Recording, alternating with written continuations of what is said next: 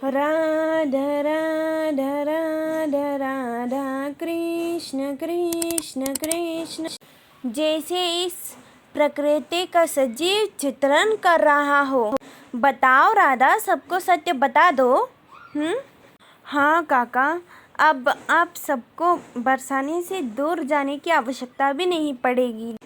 चलिए बाबा, अब क्या होगा कान्हा? तुम उसे भय मुक्त करना चाहते थे, परंतु वो इतनी भयभीत हो गई थी कि अब साहस जुटाकर भय मुक्त कर वो आगे ही नहीं बढ़ पा रही है कान्हा। अब क्या करोगे तुम? प्रेम हूँ, प्रयास करता रहूँगा, किंतु कर्म वो राधा का ही है। जब तक वो भय के बंधन से छूटना नहीं चाहेगी, तब तक वो उसे नहीं छोड़ेगा। मेरे पुत्र की मूर्छा ठीक हो गई है। ठीक लग रहा है। ये तुमने उचित नहीं किया है आयन। लकड़ी तोड़ते समय तुम्हें सावधान रहना चाहिए था। विष की शाखा तुम्हारे ऊपर आ गिर पड़ी। यदि तुम्हें कुछ हो जाता तो? वृक्ष शाखा? जी पिताजी, मैं अगली बार ध्यान रखूंगा पिताजी। राधा पुत्री, बाहर सब लोगों को सूचित कर दो कि आयन की मूर्छा टूट गई। राधा मेरी प्राण है, तुमने मेरे प्राणों की रक्षा की। किन शब्दों में मैं तुम्हारा धन्यवाद करूं? नहीं नहीं काका। काका, बड़ों के हाथ यदि छोटे के लिए उठे तो केवल आशीष देने के लिए, धन्यवाद देने के लिए नहीं।